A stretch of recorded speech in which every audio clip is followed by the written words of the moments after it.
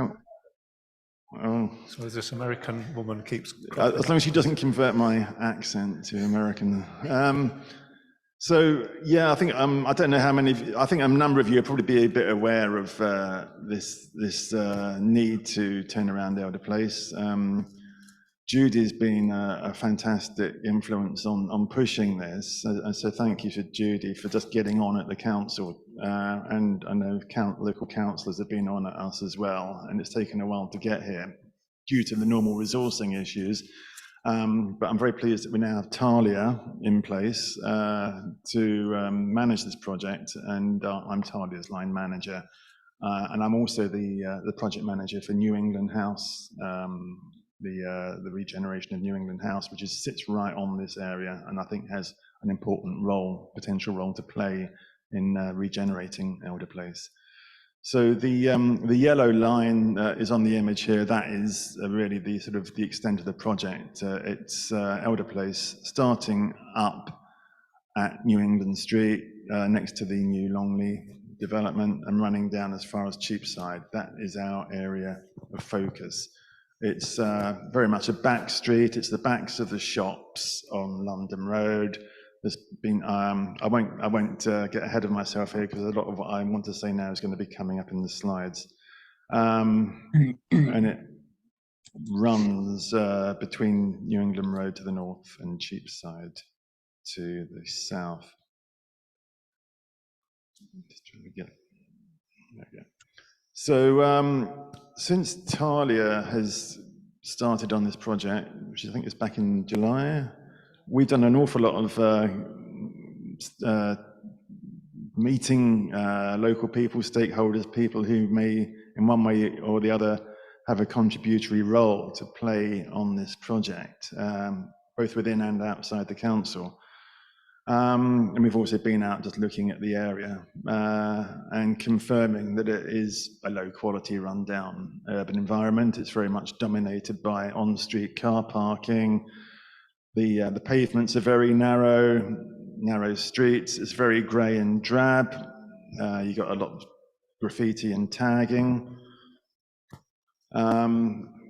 It's not very well connected in terms of the relationship between New England Street to the west and London Road running immediately to the east, partly because of, well, mainly because of the change in levels and the large blocks that run along it. But I think these also create some interesting potential opportunities for future change. But as I said, it's very much the backs of buildings. There's some infill developments, most of which aren't particularly inspiring, some of which are actually quite nice. There's little by way of overlooking on the space, which doesn't help in terms of it actually encourages antisocial behaviour. It's a key corridor running north and south from town centre to elsewhere, but it's not very well overlooked and does not feel very safe at night by all accounts.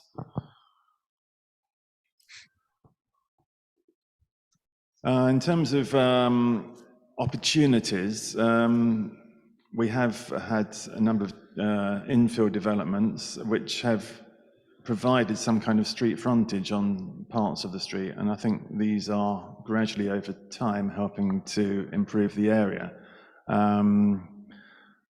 There's some nice examples. I think there's that Atelier building at the bottom left of the screen, which is opposite the Providence Place Garden Park. We have some interesting pop-up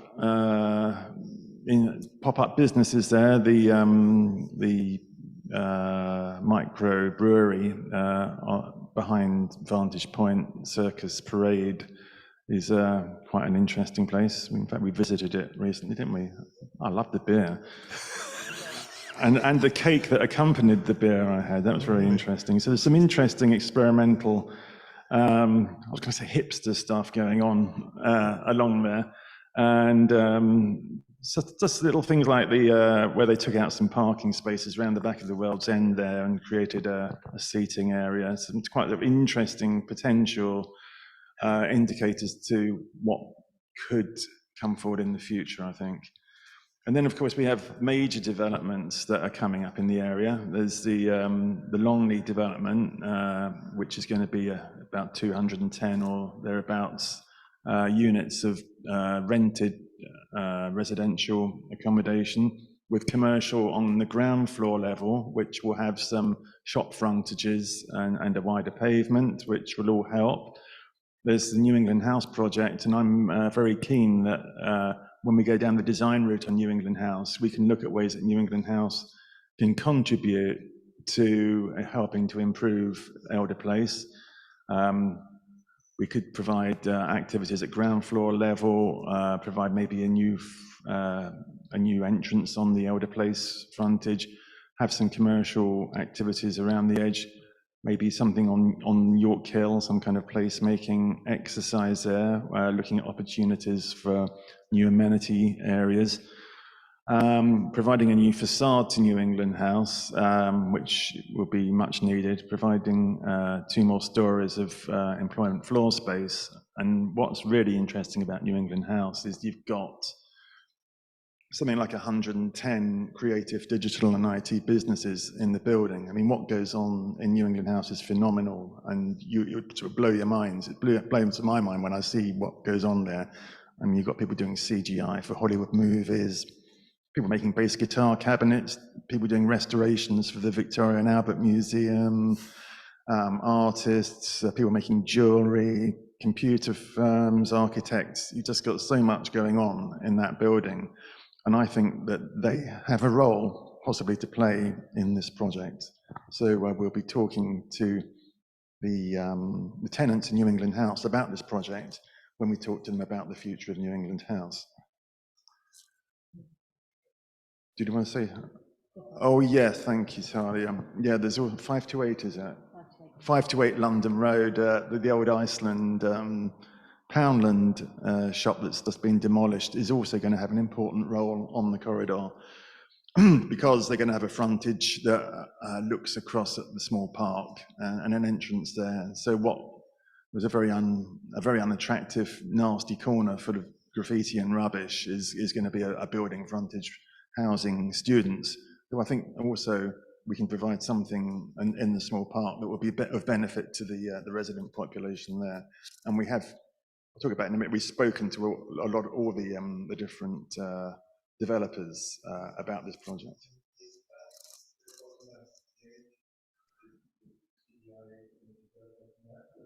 The bottom right image.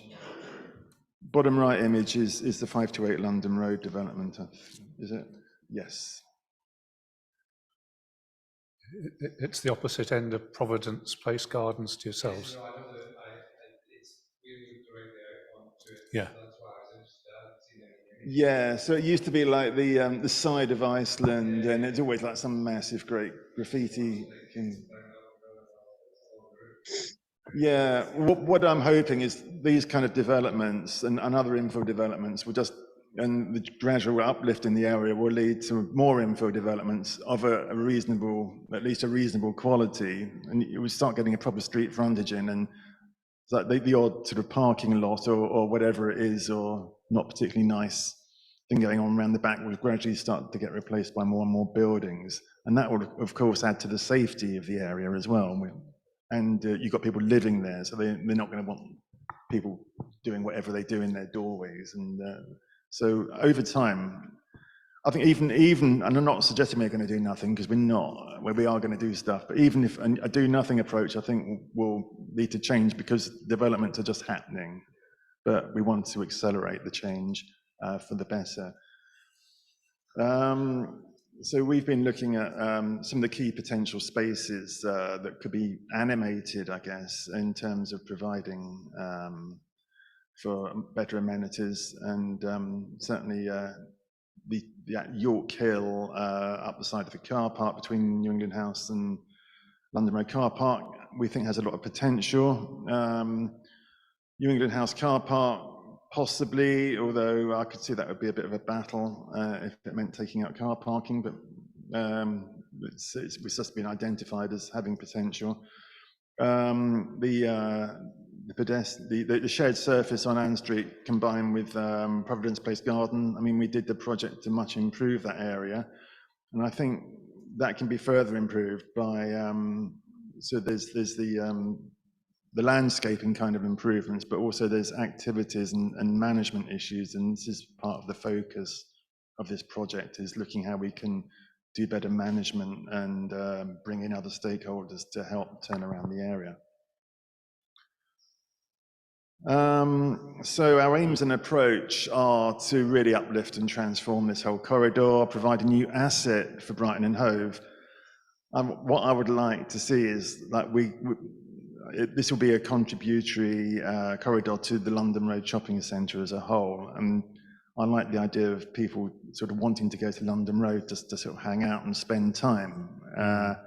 And it is sort of getting that way gradually. I think it's got a lot of potential. And if we can provide sort of places where people can just hang out and not necessarily have to spend money, but just they could go to the shops, but they could do other things there. It just makes London Road a bit of a destination. And it's a long, painful journey to get to that space, that place. But I think we're on the way.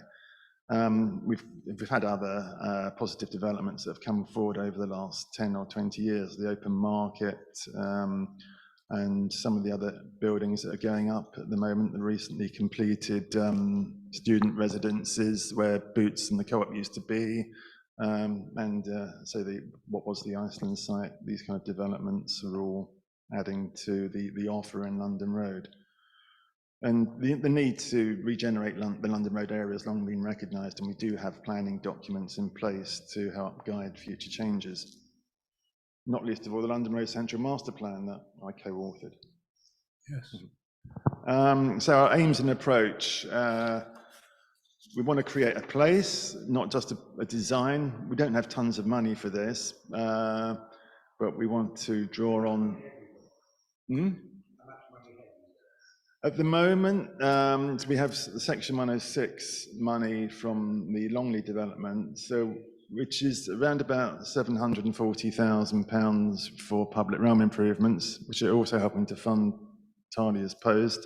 And there are other elements to the Section 106 in terms of landscaping and other potential parts of the Section 106 that we can draw on. But what we want to do is to come up with a costed series of interventions, and then we've got something that we can go back to planning with and say, and other parts of the council. I think these things, we want to get a life and a momentum going to this. And once we've, with the aid of stakeholders, yourselves, the work that Judy's group's been doing, bringing this together in a costed series of interventions that we can then use partly to actually implement some of the changes, but also it helps draw in more money, we hope, from elsewhere. And that's been our experience in the past. You've got to sort of set out with a lot of faith, really. And once you start doing some changes, you do tend to draw in more money when you build up a head of steam.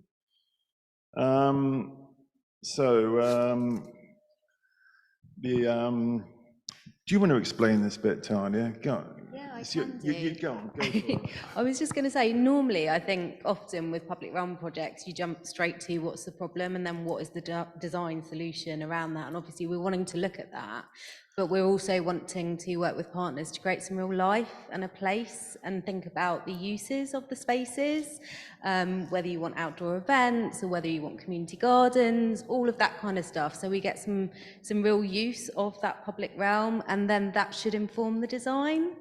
So sort of starting, the approach we're wanting to take is to work with stakeholders to really think about what you want from the corridor as a place.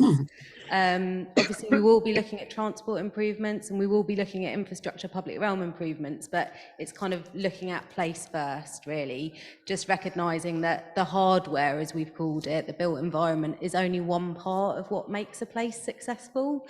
We need to look at the life, the social life that's going on in the area, and then also the management and the maintenance of that. So it's trying to take a bit more of a holistic approach, really.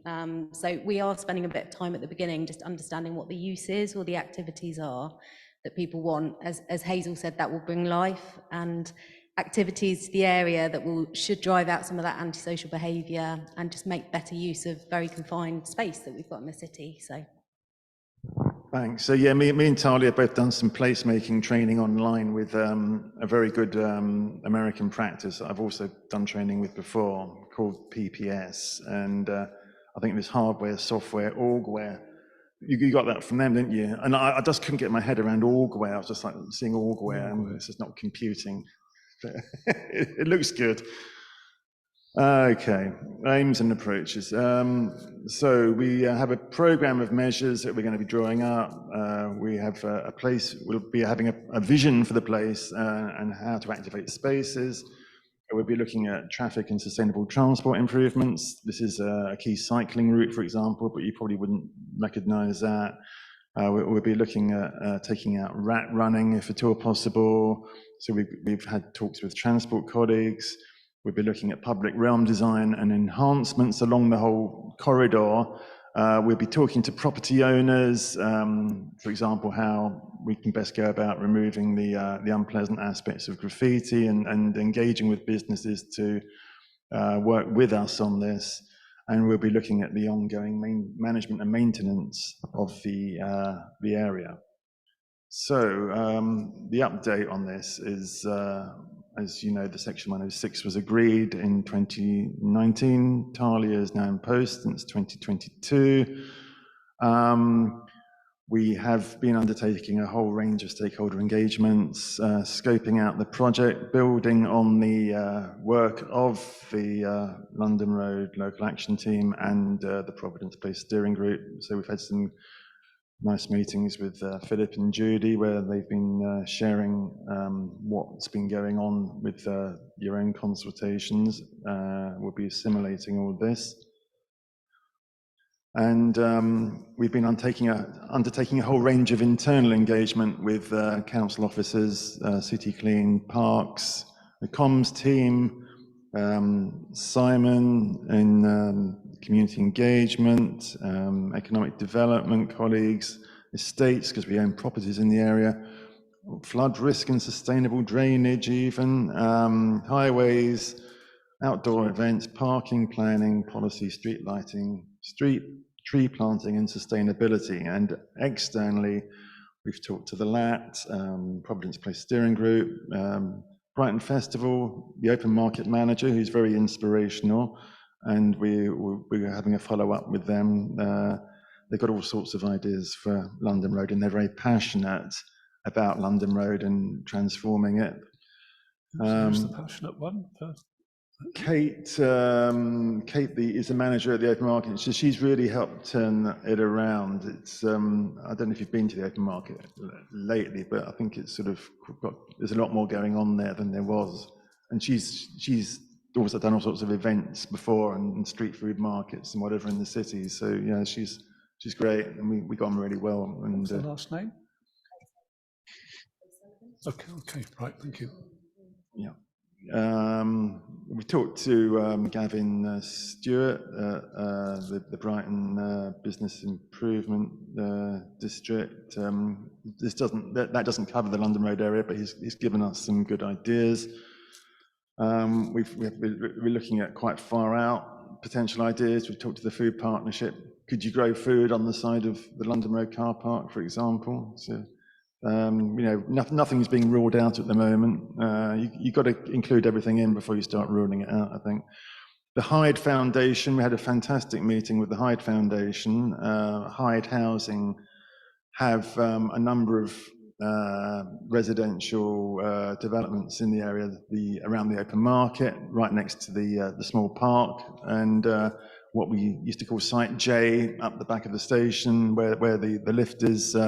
Those are all Hyde Housing developments, and the Hyde Foundation is a sort of charitable wing that does other kinds of projects that can benefit nearby residents, and they come with revenue, we come with capital, and I think there's some, they're definitely interested in this project. So I don't want to make any crazy promises at the moment, but we've talked to so many people, and a lot of people are sort of up for this. And the main problem is money, of course, but Hyde do have, well, they did have money, unless they lost it all the other week, like everyone else. I don't know, hopefully not. Legal & General, who are the developers of the Longley development, we've spoken to them.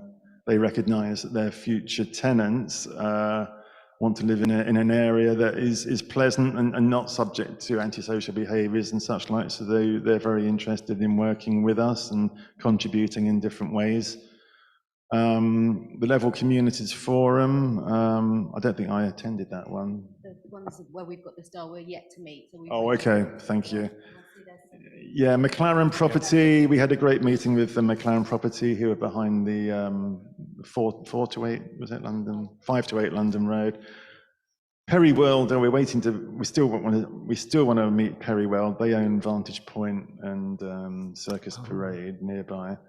St Bart's, we had a great meeting with St Bart's headmistress, and also the church, we call them the priests? Father Ben. Father Ben, Yeah. yes. And Sussex Police, we had a great meeting with yourselves. So we're really sort of focusing on mobilising everyone and working towards a common goal here. So thank you, Charlie. Yeah, who else should we be speaking to? And we're going to sort of throw open to discussion any moment, but you might have your own ideas as to who else we should be speaking to while we put together our proposals.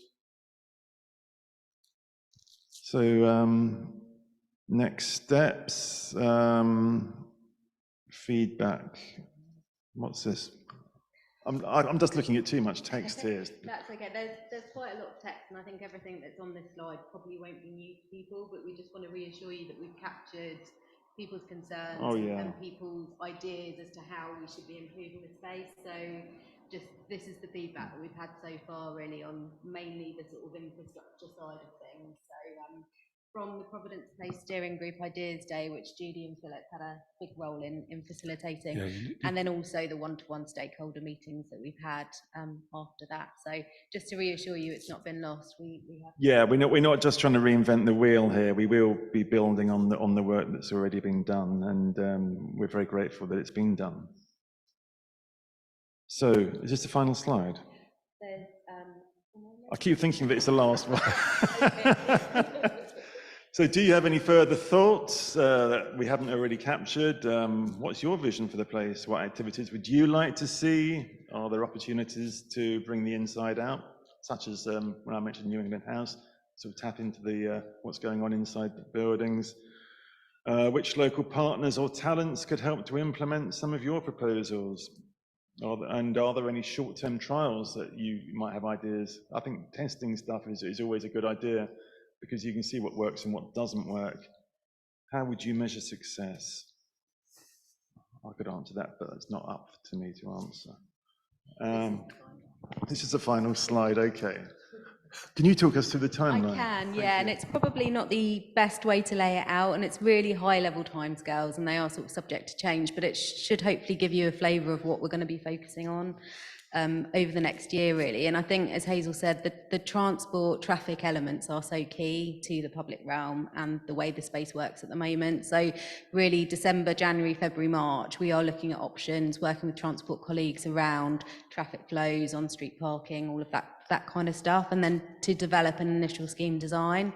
Running alongside that, we'll be procuring the design team for the public realm element. Could I just slow you down a little bit? The transport is in the light yellow arrows, is that correct? That's right, Philip, and yeah. the activation is in the green arrows.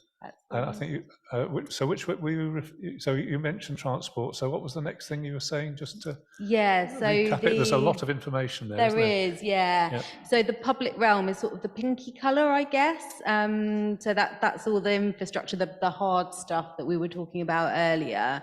But obviously that needs to be informed by what everybody's vision is as to what they want from the place. So we'll be having some more discussions with stakeholders over that time, and also the outcome of the transport work. So what we're hoping is that by sort of next March time, we'll have all of that information together and we can pull together a costed concept design, and then go out for consultation on what people think about that concept design. And linked to the activation idea, we're working with colleagues in events and public arts, the Brighton Open Market and others around actually, shall we have an outdoor event to launch the start of the consultation after the election, probably after sort of end May, potentially aligning to the Brighton Festival. And then looking at trialling, testing things over the summer with a view to them finalising the design and getting approvals for it the latter part of next year. And as Hazel said, really, once we've got that costed design, we are looking at various other funding sources. So we'll also be submitting bids next year. And it may be that we need to come back and reprioritise depending on the success of those bids and how much funding is actually available. Yeah, I've got a feeling it's going to be bad. It's going to be quite, yeah. So, but working with partners, so there's the Safer Streets Fund, which we're keen to tap into with the police. There's the Levelling Up Fund, the UK Shared Prosperity Fund. So we'll be putting bids out there and seeing what we can get back in for it. So.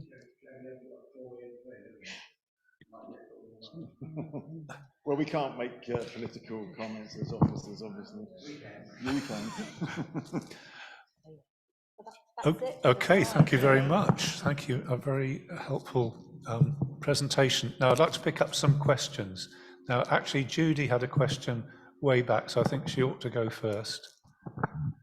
Can you unshare your screen, or can I, so then we can see Judy on the Oh, no, you don't need to see it.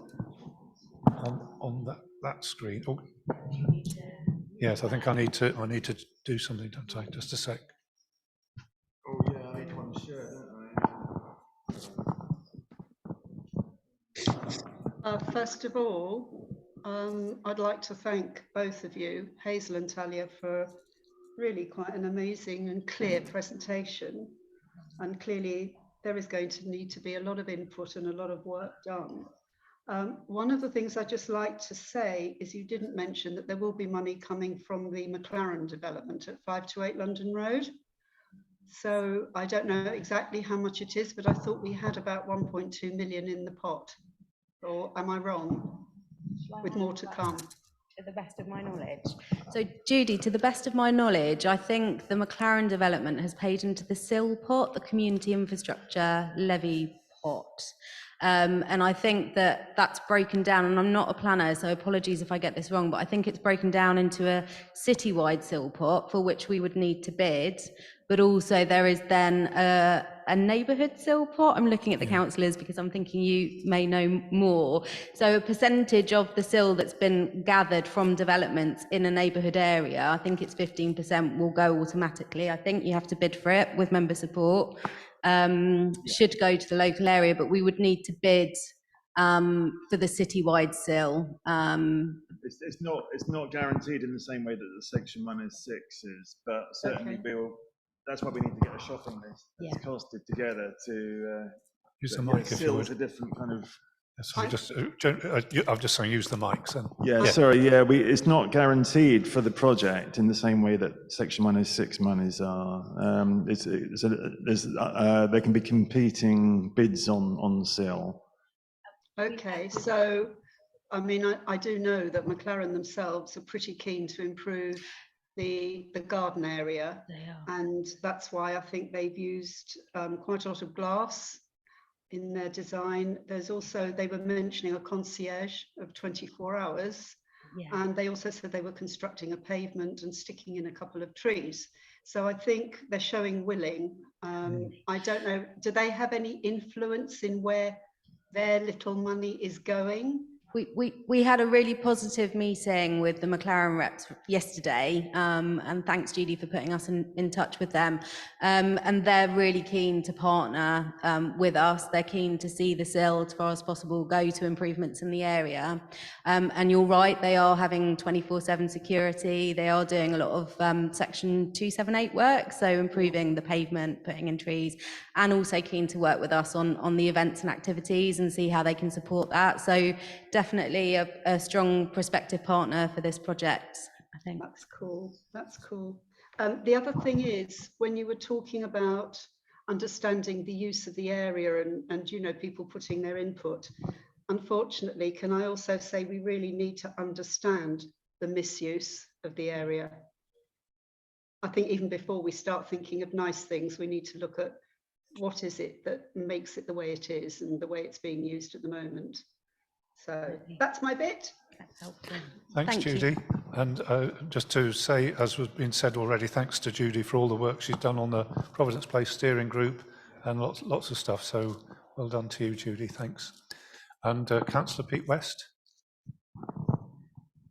Yeah, and I'd like to thank Judy as well for holding a candle for this project, but there's quite a few of us that have been doing so for many years, really. It's a wonderful relief, actually, to have the focus now, to have Thalia in position. That took a while as well, so it feels really exciting. It's obviously going to take a while. We'll be able to focus our energies and the hopes into something now, whereas it's been somewhat frustrating before.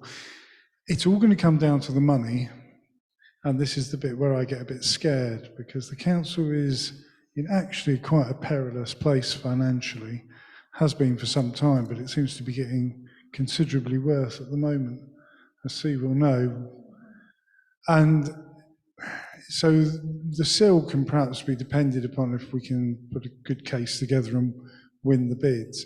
I was just wondering, Hazel, when you gave your presentation earlier, you were thinking about other funds within the council, I think is how you put it. I was just wondering what they might be and how sure we can be of those, because I think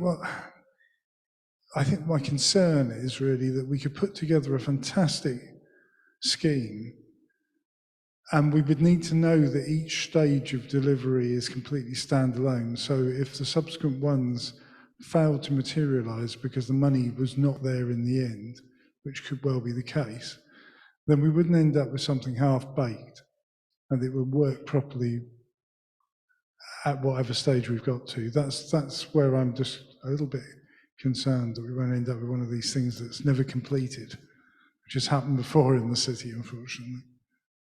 So I just wonder what your thoughts are on where that money is and how reliable it is and how much we need it for each stage to be able to put together a completed thing, the success of which is not dependent on the subsequent stages being delivered. Yeah, well, that's a perfectly fair question. I mean, some of the money is potentially there. We just need to make a case for this particular project. So, for example, Section 106 on Longley, it's not just the dedicated element that's to do with public realm works on Elder Place, but there are other pots within that Section 106 that have competing demands on it. And until we've got a costed, tangible project in front of us, it's difficult for us to negotiate internally with colleagues over making a case for Providence Place. You know, so there are funds for parks, planting, that kind of thing, which could go on anywhere, pretty much in the city. And no one's going to be offering up that money for us until we've got something down on paper and some designs, some costs and whatever, having worked in the council for many years. Yes, we've got a sustainable transport contribution, for example. Yes, and I mean, when I worked on the Ann Street Providence Place Gardens project back in around about 2010 to 2014, so we had European funding, for example, to do a temporary transformation of that space.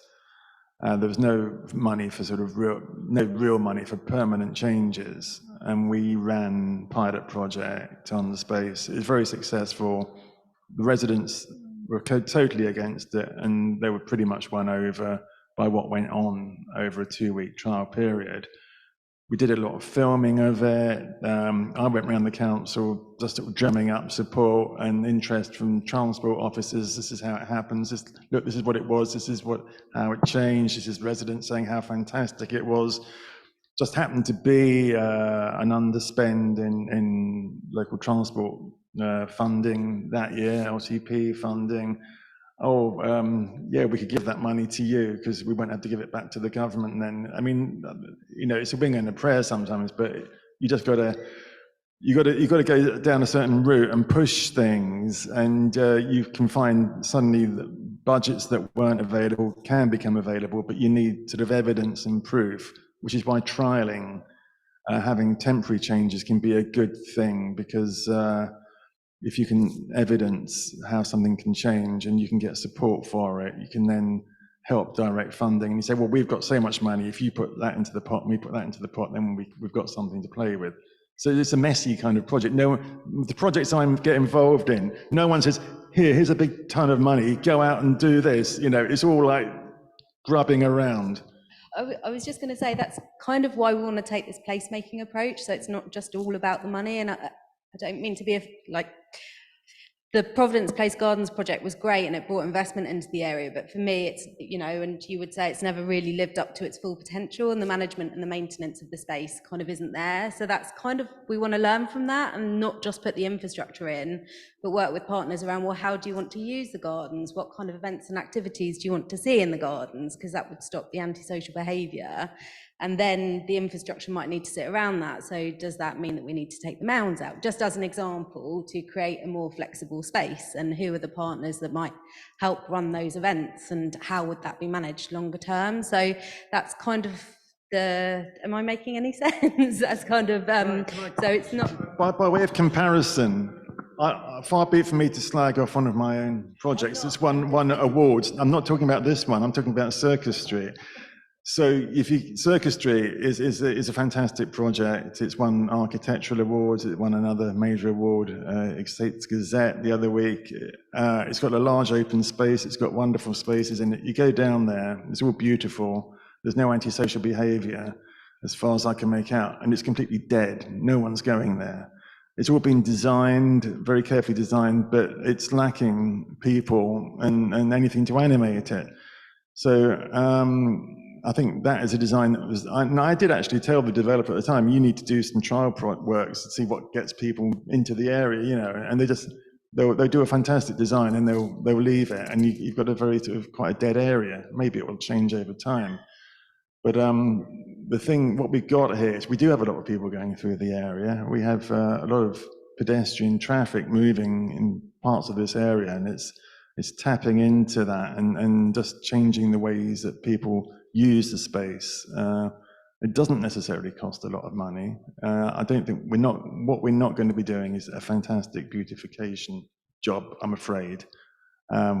It'll probably be quite gritty, but I think what we want to do is improve behaviors and improve the experience of the area. Can I just, there are a couple of hands who've been patiently waiting, and I'm conscious of time because I don't want to sort of run until we all get very bad-tempered with each other because we're so tired. So Mike was waiting, and then Rob. You were saying about the 106 money from Longley and how we can tap it into that later.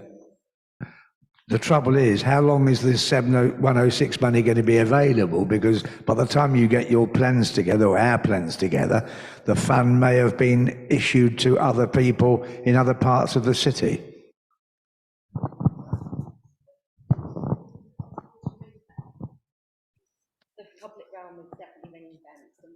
Can you use the mic so that people could hear you? Yes, public realms ring fenced. We've got 7 years. We haven't even had all of the public realm. The 50% of it we've had in. The other, yep. So some of the public realm funding is still to come, and it will come at completion. Hold it nearer. And the other funding, yeah. Hold it nearer your mouth so that people can hear you. We've got 7 years to spend the money from the date of receipt. So. That's the money you've got already. Could you use the mic, Mike, because I'm sorry, people can't hear at home. So the public realm money you say you've got, fair enough. But then you said there's more money from the 106 for Longley, which you hope to get.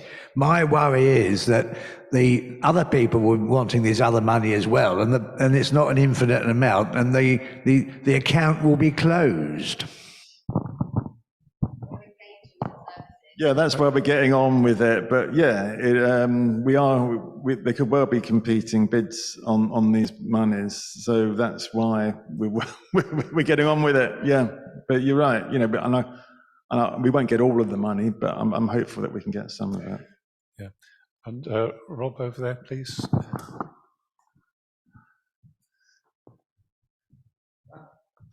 Thanks very much, and thanks very much for the presentation.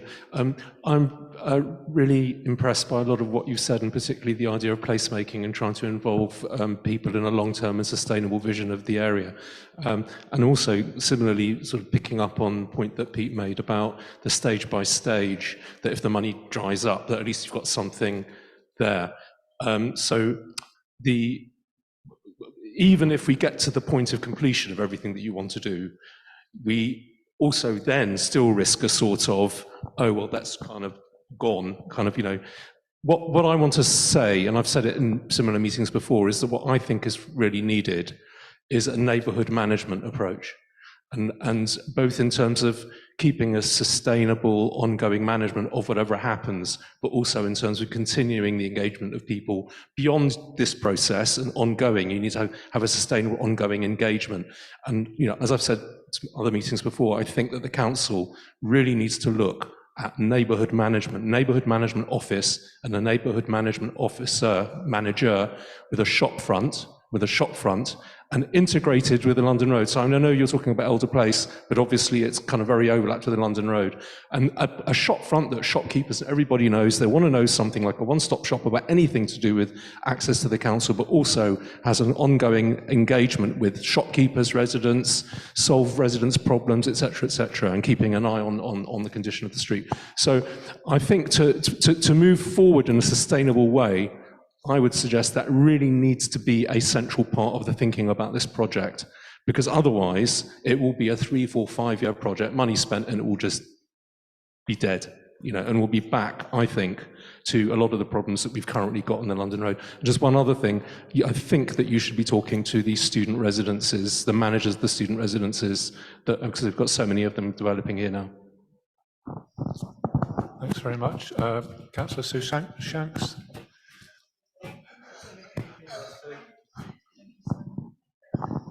Yeah, I just wondered how we've looked at the London Road car park, which is an eyesore, and that means that cars are coming down there as well to go in it, whether you could move it around and enter from the top of it, or actually whether we could actually get rid of that car park, because it's got a big leak problem. The Mayflower, the other thing some might know about it's called Mayflower Square, isn't it? So there's a big problem with those houses I think how it would be good to involve our social housing. It's interesting what you just said, because we used to have a housing office on Oxford Road, which I've just been round today, Oxford Street, where they've now got the flats in. And that idea, I do agree with that. That would be a good way of configuring council services. Unfortunately, I don't see that happening anytime. The resources of the council are getting even more squeezed. But, well, yes, that's the other issue, isn't it? But, I just think it's part of that. It's part of that area. It's got a big problem in terms of construction, because there's a big leak going into the car park. So they've just had to spend a lot of money on the car park, haven't they? I just wonder if that's something that you've been able to talk to housing or car. That's one of the problems with the council, is those different departments. So this guy's right. You're going to end up, because it's not one council. It's like highways against car parking against housing. So, but I just think they would be worth thinking about that bit. Yeah. Okay, I'm just noticing the time. I don't want to sort of stretch people's patience, and I would like a view, please, from the meeting on item 6. Are there any burning questions that anybody would like to ask at this point? This is the beginning of a conversation rather than the sum total of it. Oh, sorry. Maureen, yeah. Don't worry, Philip, if you're moving on. I'll come back to this when we talk about the level at some point, if it's in the next meeting. Okay, thanks, Maureen. So I'll just give an opportunity. Colin, you've got a very vested interest. Do you want to say anything at this point, or are you happy with what you've heard?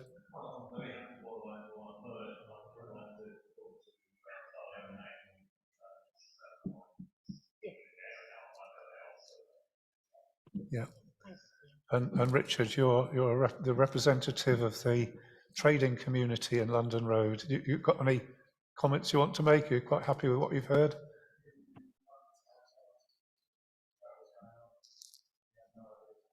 Okay, well, I think we've got a better picture now, haven't we? Yeah, and so Richard runs Presuming Ed, so you can... It's, as you were saying, I know that this project feels like it's been a long time coming, but we're still wanting to hear very much your views and your opinions. So I'm sure you'll share our contact details, and we'll if you're willing for that, I can put you in touch. And I think I heard Richard say that if you pop in on him, he'll give you free drinks. Oh, I think that's what he said. The microphone.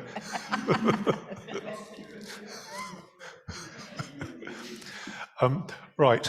I just want to thank you very much. Thank you for the presentation, but also thank you for the enthusiasm and the care that you've shown in doing this, and we wish you a lot of success. Can we show appreciation? Thank you. I'm going to invoke what I said, that if we don't get through everything, let's come back. I was going to say, if we come back in 1, 2, 3 weeks, which is the 6th of December, that would give us an opportunity to complete some other items. Yeah, I'm going to say just let's do that, and because there are some, there's lots of things we could talk about, and I don't want to sort of crush discussion, but I would like to bring to your attention item 6, which is the planning application for 132 London Road, which is what used to be Boots and the Co-op, isn't it? Oh, could you have the microphone? Sorry. It's the part of the co-op, the old co-op Boots building, which was pulled down and redeveloped, sandwiched in between the co-op building now and the entrance to the flats above. So it's the middle part. Middle part. Okay. The planning application is for a variation which allows mopeds, etc., to wait along the shop frontage and potentially block the access for buses. This is my understanding of what this planning variation is requesting. And having walked down past McDonald's and seeing what all the mopeds waiting out there do to pedestrian traffic and the just general demeanour of the area, I'm sympathetic to the bus company who have said this is going to be problematic. Now, Richard, it's not quite, it's a block away. Is it the same block or a block away from you? Yeah, I mean, do you want to comment at all? Could Richard have the microphone, please?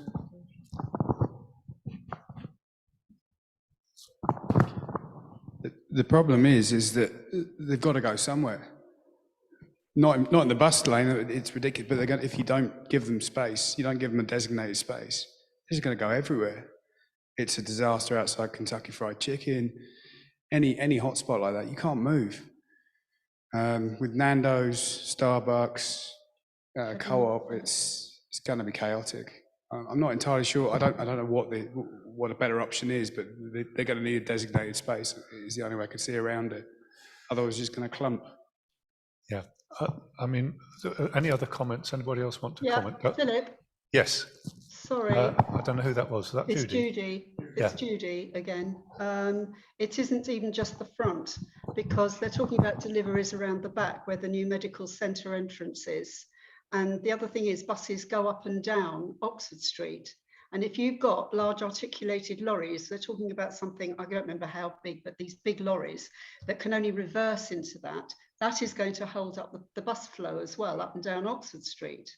So it's not only is it going to clump around the bus stop, which we're all just beginning to enjoy, it's going to cause traffic problems up and down Oxford Street, from what I can understand, as these lorries may only be once a day, mate, or it might only be twice a day, but they are going to be reversing back down that little, I forgot what it's called, but that little bit at the back of that building, which is exactly where people are hobbling along to go to the new entrance. Oxford Court. Oxford Court, thank you. Yeah. So that was my objection. It's not just the front, it's also the side and the back. And this is for things like Nando's, Heavenly Desserts, and what was the other one? Oh, yeah. Whatever the third one is. And I think, have we not got enough of these places up and down London Road? We're swamped with them. I'd like to see something different that isn't quite so disturbing, but hey ho. I think I will be objecting. I will be objecting. Yeah, okay. I think the print, I don't actually think the articulated lorries will be a particular problem. The main thing is at that bus stop at any one time, there might be 3 buses there.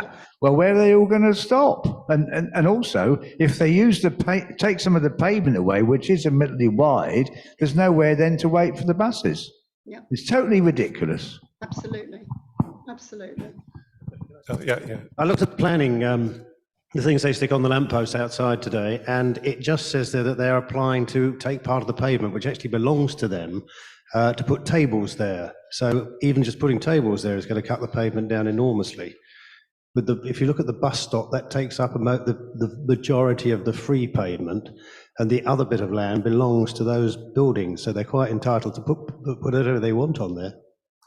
Yeah, I think the variation, let's put it this way, there were planning permission was granted under a certain set of circumstances, and my understanding, this is a variation to say, various things, there's quite a lot of words, but to allow the moped delivery people to queue up there, and I would be minded on behalf of the meeting to say we foresee real problems with the moped part of it for the reasons stated. I mean, I don't think it's our job to solve the problems for the trading community, but I think to flag up, they should have thought about it before. Yes, well, yeah, quite. Would the meeting be in agreement if I put in an objection on that score? Those in favour of? Yes, please. Yes, please. Yes. Yeah, okay. Anybody against? So I didn't count the hands, but I think the mood of the meeting was to put in that objection. So I'll do that before the closing date. It is 10 to 8, and this is a good time to finish, actually. I hope there's nobody sitting burning, saying, you never said the thing I particularly wanted to talk about. But let's regroup on December the 6th and carry on with the other items, and particularly we give an item on the level, because I know Maureen and Ros were particularly keen on that. Is that okay with everybody?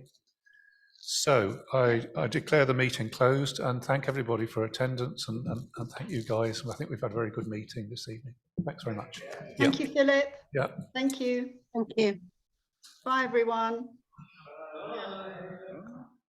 Bye.